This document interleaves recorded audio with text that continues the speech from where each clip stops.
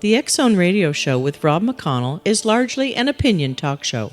All opinions, comments, or statements of fact expressed by Rob McConnell's guests are strictly their own and are not to be construed as those of the X-Zone Radio Show or endorsed in any manner by Rob McConnell, Relmar McConnell Media Company, the X-Zone Broadcast Network, its affiliated networks, stations, employees, or advertisers.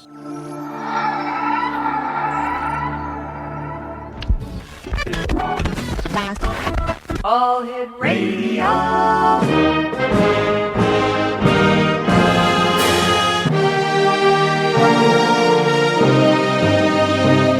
Welcome to the X-Zone, a place where fact is fiction and fiction is reality.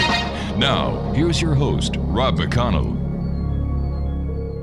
Welcome back to the X-Zone, everyone. My name is Rob McConnell here on the Talkstar Radio Network. Our toll-free number is 1-877-528-8255. That's toll-free throughout the U.S., Canada, Alaska, and Hawaii at 1-877-528-8255. Our email address is xzone@talkstarradio.com. On MSN Messenger, talkstarradio@hotmail.com. And our website, www.xzoneradiotv.com. My guest this hour is Dr. Seth Shostak. Seth holds a degree in physics from Princeton University and a PhD in astronomy from California Institute of Technology. For much of his career, he has conducted radio astronomy research on galaxies and has published approximately 40 papers in professional journalism. For more than a decade, he has worked at the Capetian Astronomical Institute in the Netherlands using the Westerbroek Radio Synthesis Telescope. He has also written several hundred popular articles on various topics in astronomy, technology, film, and television. For more than 30 years, Seth has been producing his own films, many of them popular among science pieces used for television. He founded and ran a computer animation firm in Holland that made leaders and shorts for the networks and other video producers, and now lectures on astronomy and other subjects at the California Academy of Sciences. Seth is the senior astronomer at the SETI Institute in Mountain View, California. And as always, Seth, welcome to the show. How are you? Just fine, Rob. Good to be with you. Seth, last Friday night, I guess you kind of made history being on the Larry King Show with four gentlemen who were trying to convince the world that UFOs actually invaded restricted airspace over nuclear missile sites and were actually shutting them down. One thing that I noticed was that there was no evidence that was brought forward by these people to substantiate any of their claims. Well, that's true. I think that the show, and by the way, Larry King was on a UFO binge this last month. I think at least 3, possibly 4 shows in a row. Every Friday night were UFO shows. So he's definitely into the topic. I was on 2 of the shows, actually. But the one you're referring to, they had an expert come in who had looked at the radar reports from radars in the area of Stephenville and were looking for unidentifiable radar echoes. And I think that's what motivated that particular show. And did they find any? Well, there are many, many hundreds. Like I showed a plot. I mean, maybe even 1,000 radar echoes. I mean, that per se, of course, is not so surprising. And in fact, if there hadn't been all those radar echoes, I would be kind of worried because it's well known that there were military aircraft operating in that area that evening, and the military eventually said that they were. At first, they were somewhat disingenuous and said they weren't there, and then they said they were, and apparently they were.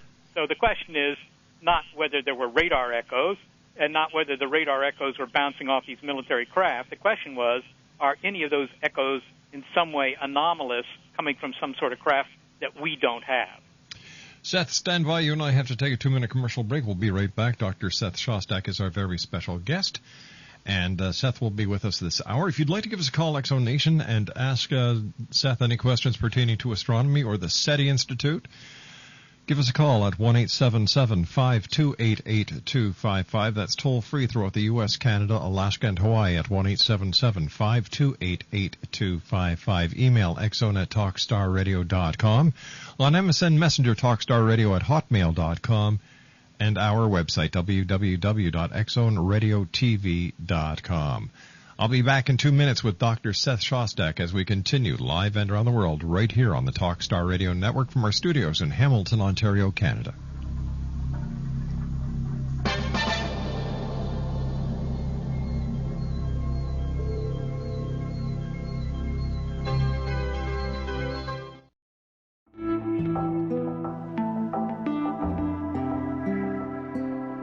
Take a step back in time and discover old Florida cuisine at Marsh Landing Restaurant in Fellsmere. Enjoy delicacies such as frog legs, gator tail, catfish, and swamp cabbage, or enjoy the more traditional cuisine like hand-cut Angus steaks, ribs, and seafood. Join us for breakfast with a southern flair featuring sweet potato pancakes, biscuits and gravy, and much more. Planning a party? Marsh Landing's private dining room can accommodate groups from 8 to 80 people. While you're visiting, enjoy the historic pictures, artifacts, and stories that line the walls. Marsh Landing is truly a unique experience. Marsh Landing Restaurant, 44 North Broadway in historic Fellsmere, or visit marshlandingrestaurant.com. Marsh Landing, Old Florida cuisine at its best.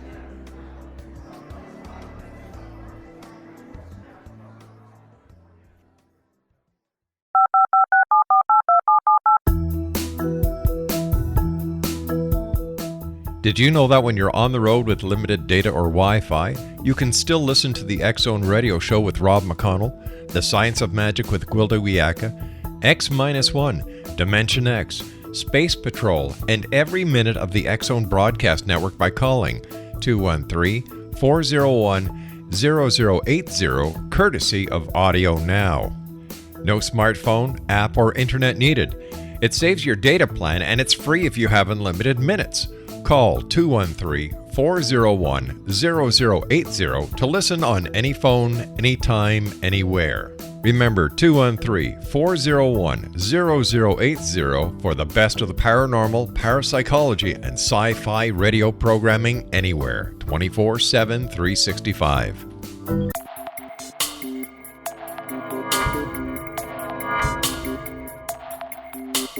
Are you interested in the paranormal, ghosts, UFOs, or psychic phenomenon?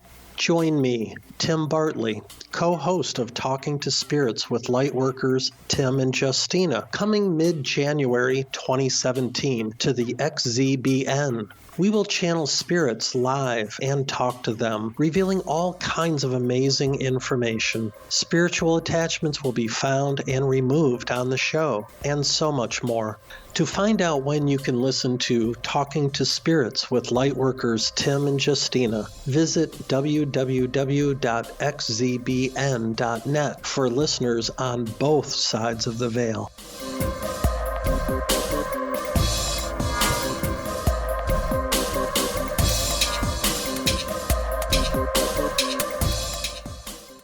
Welcome back to the X Zone. That is part of a clip of the Larry King show that played last Friday night on CNN. I'd like to thank CNN for that clip. Once again, we have so many questions that were brought up, Seth. For example, this Dr. Jacob said that his footage was confiscated by the CIA. Now, why would the CIA confiscate Air Force material? Yeah, well, actually, this is the second Larry King show that I was on. What I was telling you about Stephenville was the first Larry King show, and that was a week earlier. But this one, indeed, this guy Jacobs came in via satellite into the show, and he claimed that, indeed, he had shot this film, 16-millimeter film, and then it was confiscated by, the CIA, as you say, and he's sure that it proved the existence of alien craft that were messing around with some of our military exercises. Now, when, in fact, he was asked by King, did you actually see this? He said, no, he only saw the film. He didn't actually see it with his eyes. He only saw the film, and he only saw it once. Now, that's a little bit suspicious because, of course, the film has limited resolution. That's right. And this, that, and the other. But several other things he said. I was not in on this segment, by the way, but I was watching it, of course, from the studio. And several things he said were very perplexing to me. For example, he said that there was a 2,500-inch lens on the 16-millimeter camera. Well, 2,500 inches is, I may get this wrong, but I think that's about 200 foot. that would be a really long lens. I think that would really wear out your arm, your tripod. Yeah. That kind of thing. The other thing, I mean, such a lens that's longer than the focal length of astronomical telescopes. That just didn't make any sense to me. The second thing he said was that this thing was 600 or 800 miles away, right? Well, how high does it have to be up in the air in order for you to be able to even see it from 600 miles away without it being below the curve of the Earth? And that's a simple calculation, which I made in my head, actually, because it's so simple.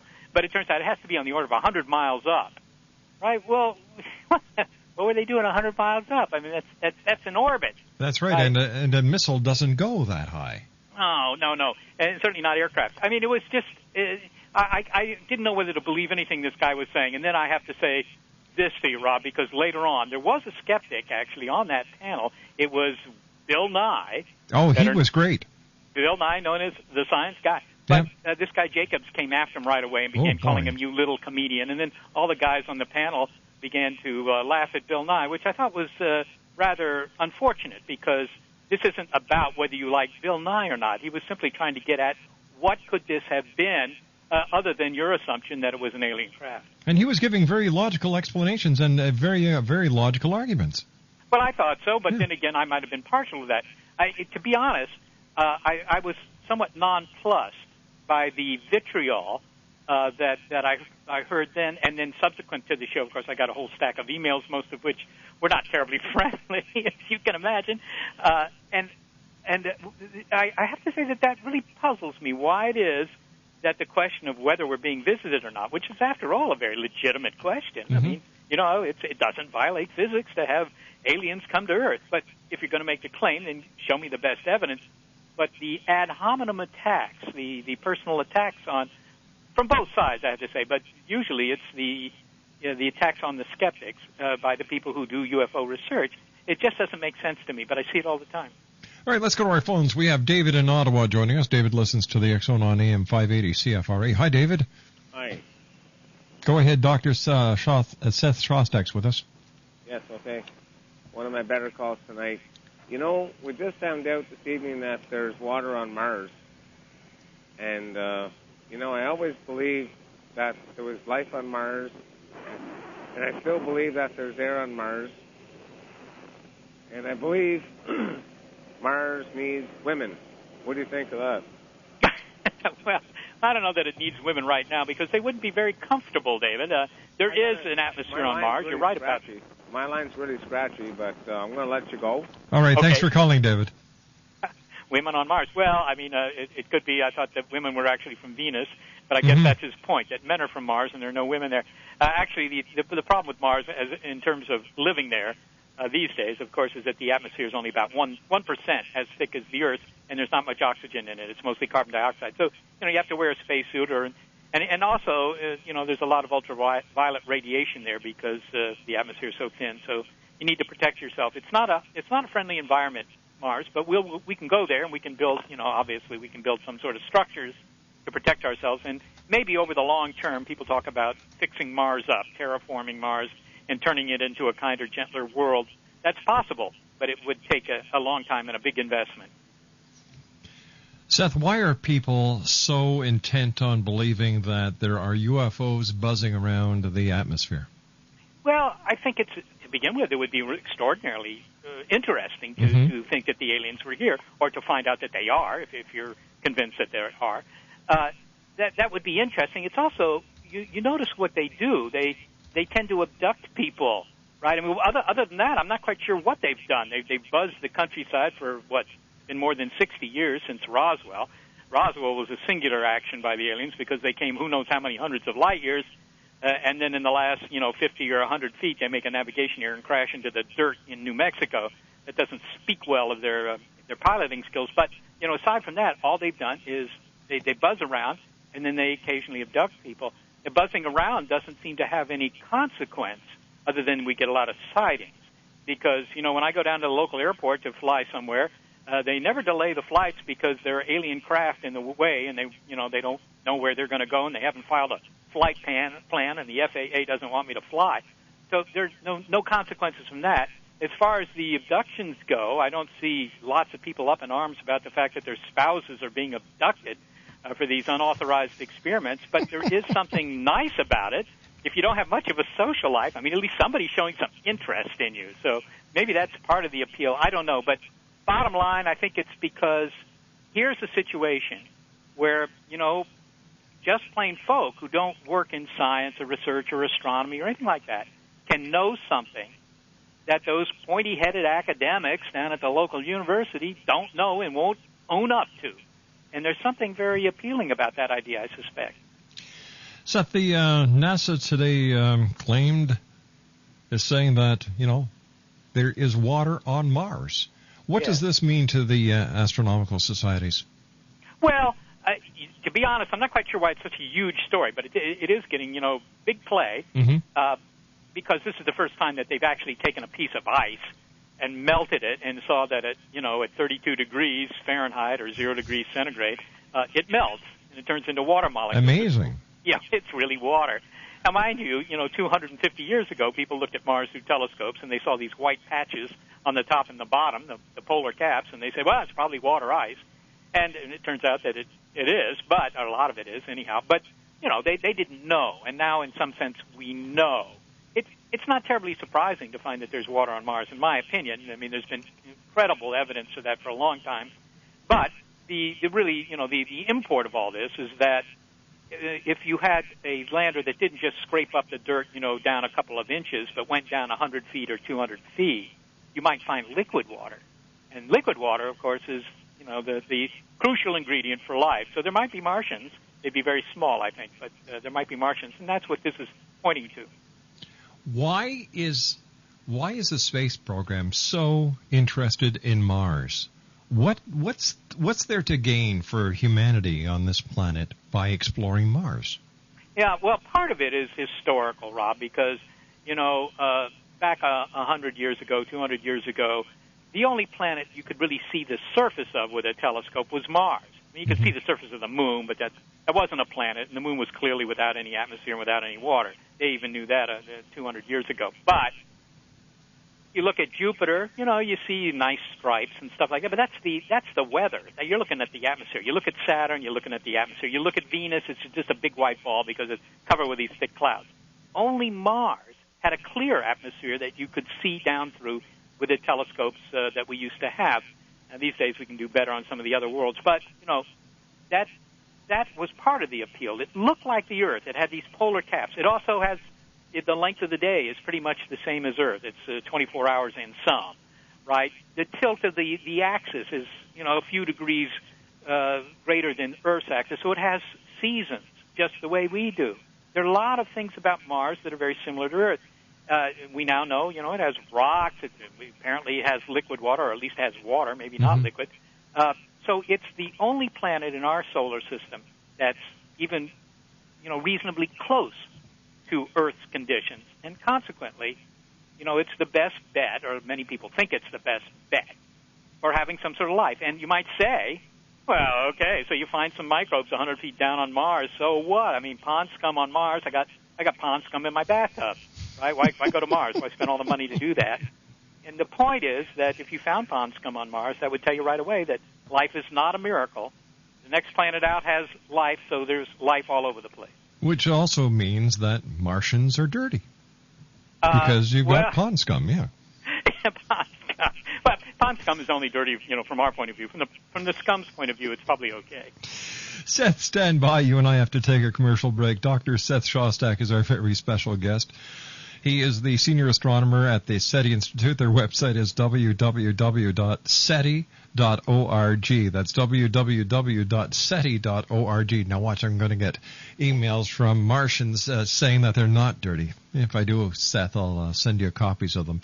We'll be back on the other side of the news as the X Zone continues on the Talkstar Radio Network from our studios in Hamilton, Ontario, Canada. Don't go away. This is the X Zone Broadcast Network, broadcasting worldwide on broadcast affiliates and satellite program providers, including CNN Broadcast Network, Sirius Satellite Network, Star Media, Good News Radio Network, Angel Broadcast Network, Wiki Broadcast Network, and WPBN-TV. For more information on the X Zone Broadcast Network, visit us at www.xzbn.net.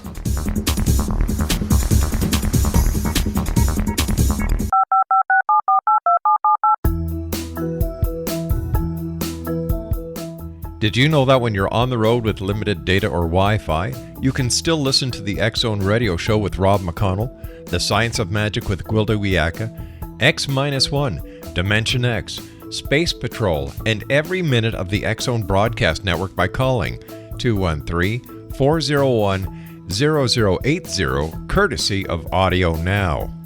No smartphone, app, or internet needed. It saves your data plan, and it's free if you have unlimited minutes.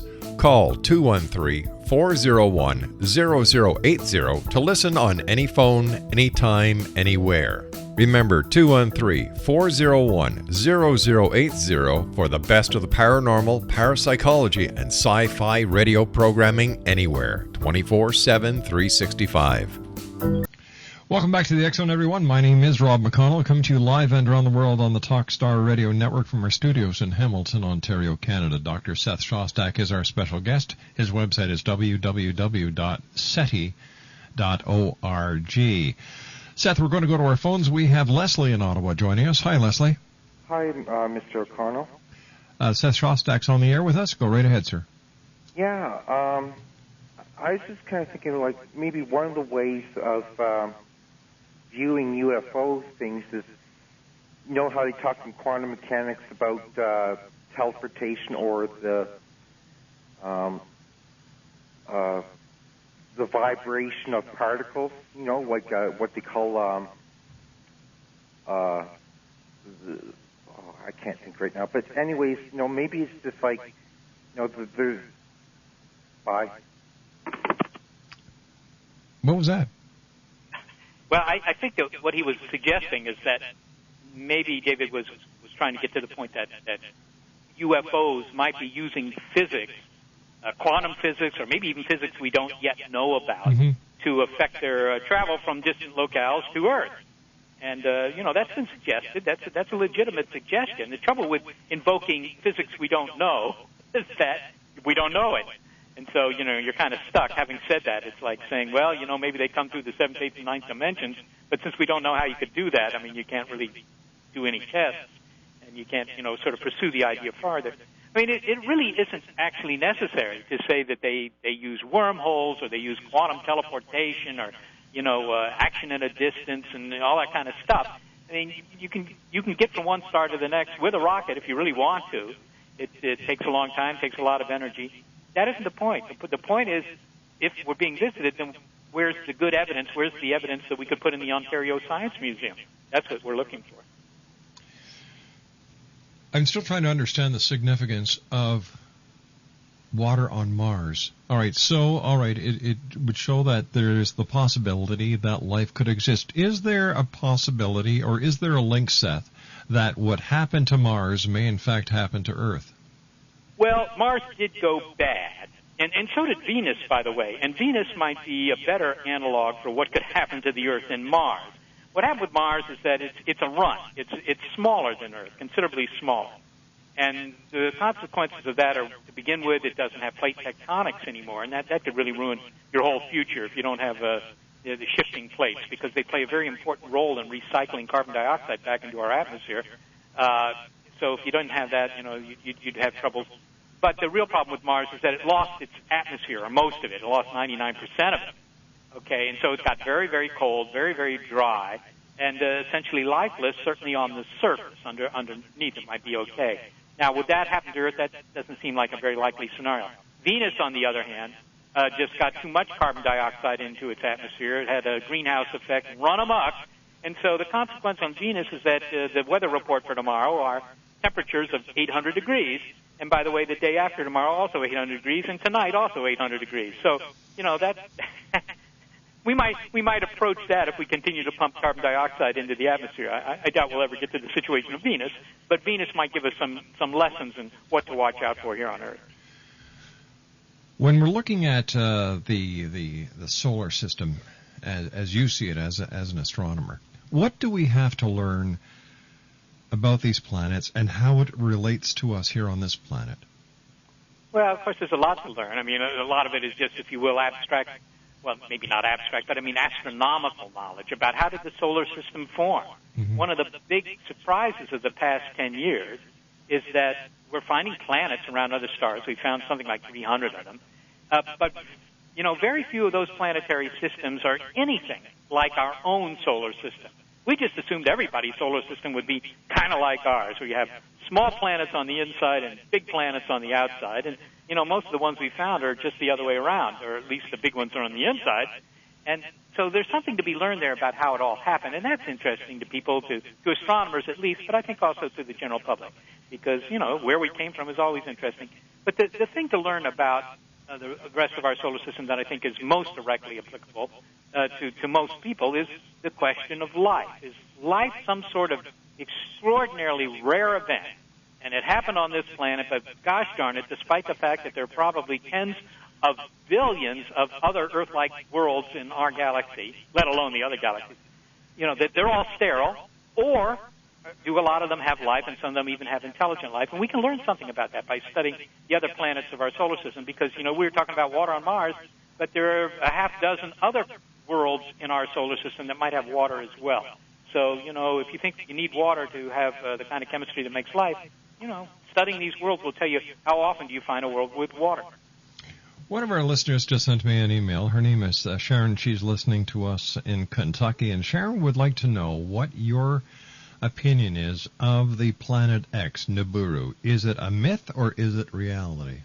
Yeah, well, across the street from me is the NASA Ames Research Center, and there's a fellow over there who worries about asteroid impacts and so forth, and I'm told that he's gotten something like 400 or 500 emails about Nibiru in the past couple of days, people worried about it. But I think that this is one thing that you really don't have to lose sleep over, because, honestly, if there was some world that routinely came into the inner solar system to wreak havoc and destruction, even if it only did it every 30,000 years or every 50,000 years or even every 100,000 years, right, that still means it has made tens of thousands of trips to the inner solar system. It would have disrupted all the orbits of the planets. We would see that. It probably would have hit Jupiter by now and wiped it out. This is a fiction. I'm afraid that if there was such an object, you would see the consequences of it. It makes a good story, but I don't think you should lie awake at night worrying about it. 1-877-528-8255 is toll-free. Dr. Seth Shostak is our special guest. And Seth, talking about meteor impact, how far in advance would the scientific community know that we are on a course on a collision course with a meteor or an asteroid before it actually had impact here on this planet? Well, it just depends on how much money you want to spend looking for them. It's like an insurance policy. How much you're going to get paid in case something happens to you depends on how much premium you're willing to spend, I think. What we do know, on the basis of work that's been done so far, is that there's nothing out there that's bigger than a kilometer, a half a mile or so, that's going to hit us in the next 30 years. There's one exception that we have to watch.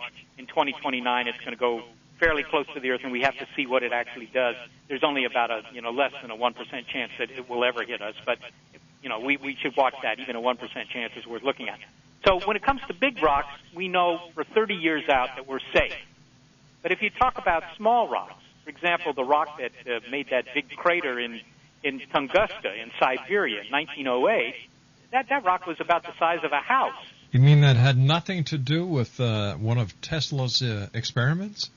No, I don't think it did. It had to do with a rock.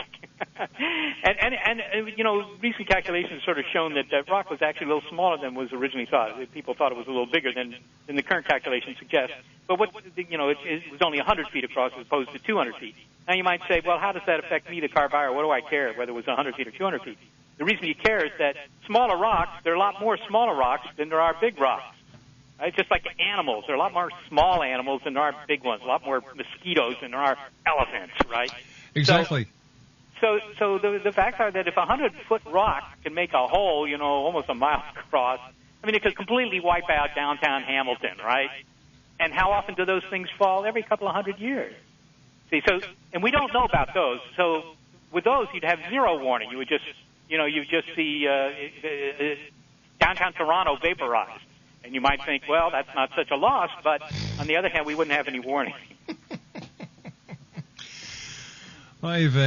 Seth, tell us about the SETI Institute and what the SETI Institute is up to. Well, the SETI Institute, of course, SETI stands for Search for Extraterrestrial Intelligence, and we do the SETI experiments. In fact, that's what I do, of course. That's my thing. But, in fact, the majority of the scientists here are not doing SETI. They're doing what's called astrobiology. So they're worried about, things like Mars, ice on Mars. Several of the scientists connected with the Phoenix Lander project are right here at the SETI Institute, although they're spending a lot of time down in Tucson these days because that's where it's all being run out of. But they're SETI Institute scientists. We have other scientists that worry about how life got started, that worry about rocks in space, that worry about maybe finding life on some of the moons of Jupiter. There are at least 3 moons of Jupiter that probably have very large oceans. They're just, under the surface where it's tough to get to them. But, they may have life in those oceans, too. So that kind of work we do as well. Also education, outreach, that sort of thing. Got a question here for you from Jason in Texas. Jason would like to know if all we have is shortwave AM and FM capabilities for listening, what if the ETs from elsewhere use a form of signals that may not be within our capabilities to hear them? Or what if they communicate by telepathy? Well, then we won't hear them, will we? I mean, that's the bottom line. Simple there, Jason. Now, to begin with, telepathy, I'm not convinced that telepathy works.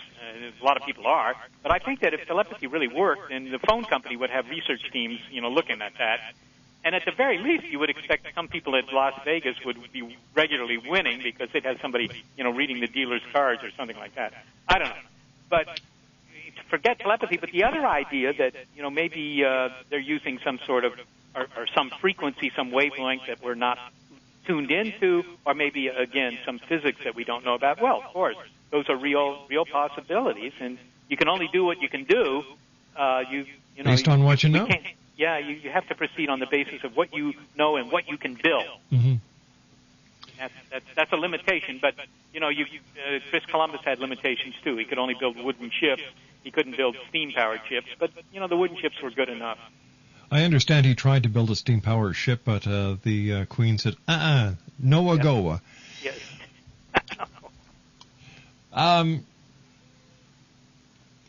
Since SETI has been searching the skies, has there ever been an instant where a signal has come through to you, people, that it looked like it might be that signal that you've been searching for? Yes, that has happened. And in fact, you get false alarms fairly frequently because, the system's very sensitive. It's got, you're using big antennas, and you're typically listening to tens of millions, actually these days, more like 100 million channels at once. Not surprising that you pick up signals. The question is, what are these signals? Are they really ET, or are they just, the radar set down at the local airport? So you have to separate all that out. But we have on occasion gotten signals that mimic the behavior of true extraterrestrial signals for fairly long periods of time. In one case, in 1997, a little over 10 years ago, we had a signal that for most of the day seemed to be the real deal. And that was very interesting because it was a good, if you will, practice run for what would happen if we got a real one, because you saw what happened. And we thought it might be real, and I kept waiting for somebody to come in and shut it all down, but that didn't happen. All that happened was that the newspapers began to call up. Did you ever discover what that signal was? Yes, we did, actually. It was the SOHO satellite, which is a solar research satellite, mostly run by the Europeans, so we could blame the Europeans again. It's 1 million miles away, and it has a transmitter on board that's roughly 10 watts in power, as I recall. And, that's a pretty distant transmitter with only a pipsqueak power rating, but on the other hand, for a SETI system, that's a very powerful signal, so that's what it was. If SETI was to receive the signal from the ETs, what would the age of that signal be? Well, it depends entirely on how far away they are, and of course we don't know that. If you look at the estimates that have been made of how many societies might be in the galaxy that are broadcasting, they range from very optimistic estimates like Carl Sagan estimated 1 million or so, down to fairly conservative estimates. Frank Drake here at the Institute estimates 10,000. Well, if you just take that range, then that means that the aliens are on the order of 100 to 1,000 light years away, the nearest one. But, that is a guess. That's the range of estimates by smart people, but the bottom line is we don't know. Let me see. Karen from St. Bruno, Quebec would like to know, how realistic was the movie Contact when it comes to a SETI project? Well, with regard to the SETI content of Contact, it was pretty accurate. After all, Carl Sagan, knows about SETI. He's done some SETI. He had done some SETI, and he was well versed with the people who work here. But two of whom actually, if you will, appeared in the film. I mean, not playing themselves, but the Jodie Foster character was Jill Carter mostly, and there was a blind physicist, a guy by the name of Kent Cullers worked here, the blind physicist, and that part of the film was quite accurate. Of course, getting in the machine and going off to Vega and all that's fiction. Now, mind you, I was one of the consultants for the film, as were several other people here at the Institute. So, to some extent, we could correct some of the technical errors before they occurred. I have to say we didn't correct all of them by any means, but we got some of them. What did you think when you saw the final cut? Well, when I saw the film the first time, I mean, that's the only cut I saw was the one they released. When I saw it, I thought, this film is flawed. I said, it's flawed, Claude, because I thought it was kind of slow in the middle, and then it got lost at the end. I thought, this film doesn't know how to end. And then I saw it a second time, and I thought, it got better. And by the third time I saw it, I thought, this is a pretty good film. So my opinion of it kept going up. And one quick question from Mark, who is listening to us in Saskatoon. He'd like to know, what do you think of the X-Files when it comes to reality compared to fiction? Well, I have to tell Mark, I'm not a regular watcher of the X-Files, so any opinion I have is totally worthless, so I shouldn't offer it. But, I certainly enjoy the sci-fi I see. My favorite films are these cheesy sci-fi films in which the science is completely bonkers. This coming from the guy who invented the electric banana. Yeah, I noticed that your intro music there was Donovan playing Mellow Yellow. I figured you were going to get to this electrical banana stuff. Stand by, Seth. We've got to take our final break. Dr. Seth Shostak is our guest. SETI.org. This is the X-Zone Broadcast Network, broadcasting worldwide on broadcast affiliates and satellite program providers, including CNN Broadcast Network, Sirius Satellite Network, Star Media, Good News Radio Network, Angel Broadcast Network, Wiki Broadcast Network, and WPBN TV. For more information on the X-Zone Broadcast Network, visit us at www.xzbn.net.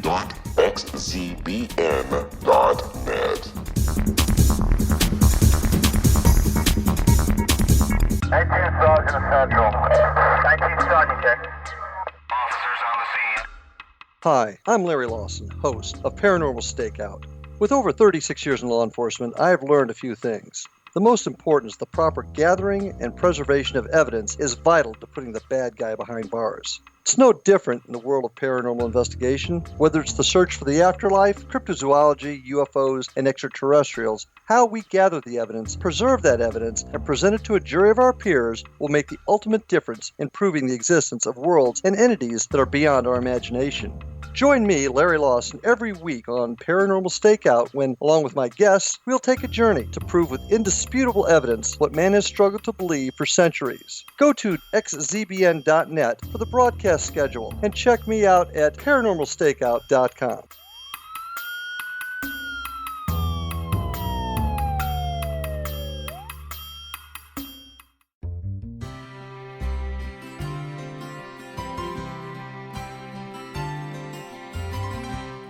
True healing must address 4 levels: physical, emotional, mental, and spiritual, for us to live joyful and productive lives. We tend to treat 3 of the 4, leaving the spiritual languishing. If you're tired of the same dysfunctional patterns cropping up in your life, Soul Balancing is for you.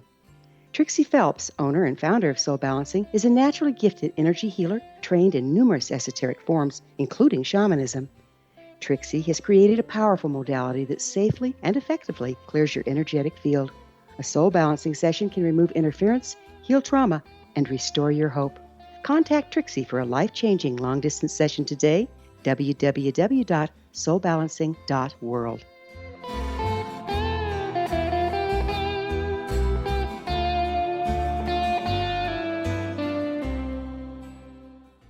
Still to come on tonight's show, Amira is going to be with us, and as you know by the commercials that I read, Amira is a soul mystic. She's a master clairvoyant healer and spiritual teacher, creating life-changing results. We're going to be talking to Amira about her sacred travel to Egypt this coming November. And if you'd like to contact Amira for a one-on-one consultation, 1-800-659-6796. That's the same number you'll be calling to book your trip with Amira to Egypt. That's 1-800-659-6796. Or visit her online at www.soulmystic.com. Seth, what do you believe the most significant astronomical discovery of the century has been? Well, of the century, I mean, if you're talking about the current century, the 21st century, then I think that's a no cerebellumer. That's a no-brainer, and that is the discovery of dark energy. The fact that the universe is not only expanding, but it's speeding up. That's completely unexpected and completely contrary to what we had anticipated. So I think that's it. If you talk about the last 100 years, then it would be Hubble's discovery of the expanding universe in the first place. What do you think is causing the universe to speed up? Well, it's dark energy, which is just a couple of words to cover up our ignorance, because we don't know what dark energy is. I mean, they're very the theoreticians, the physics theoreticians, not the astronomers. This is a problem for the physicists, but they have some way of explaining how, if you will, there could be negative gravity, because that's what it amounts to. Space is pushing things apart, and that's somewhat contrary to your normal experience, but they have some way of explaining that. But to be honest, it's still a mystery, in the same way that dark matter is still somewhat mysterious. We think we know what it might be, but we really haven't proven anything one way or the other. Seth, do you know anything about the new observatory that they've built at the South Pole? Well, I don't know about a new one. I mean, there have been observatories at the South Pole. In fact, the Institute had one down there not so long ago with a very simple thing with a lens on it that was bought on eBay, and then a big CCD chip behind it to look for planets. That's one thing. But there are other telescopes down there, and I don't know too much about them. The big advantage of the South Pole, by the way, there are two advantages to the South Pole, other than the obvious one of great cuisine. One is that it's pretty high. See, it's like 10,000 feet if you're really at the South Pole Station. So, it's like being up on a big mountain, and the air is very dry. So it's good observing conditions. But the other advantage, and this is a big one, is that, you get 6 months' worth of darkness at once. Seth, I want to thank you very much for joining us. Continued success, and thanks for all the great things that you do in bringing the world of astronomy and SETI to the people, not only on your own radio show, but on the many television shows that you do. Well, you're quite welcome, Rob, anytime. You take care, my friend. Okay, bye-bye good now. night. Dr. Seth Shostak, www.seti.org. I can just see the cuisine at the South Pole. Can I have a penguin burger, please? Or how would you like your penguin? Oh, you can tell this diet of mine's not working. When we come back from the news at the top of the hour at 6.5 minutes past, Amira will be with us. She is a soul mystic, master clairvoyant healer, and spiritual teacher, and she's internationally acclaimed as an intuitive life coach, master energy healer, and spiritual teacher, and she's going to be my guest in the next hour. 1-877-528-8255 is toll-free throughout the U.S., Canada, Alaska, and Hawaii. Thanks, Batman. My name is Rob McConnell, and this is the X-Zone, a place where people dare to believe and dare to be heard Monday through Friday from 10 p.m. Eastern until 2 a.m. Eastern, right here on the Talkstar Radio Network from our studios in Hamilton, Ontario, Canada. Amira, Soul Mystic, is up next. Don't go away.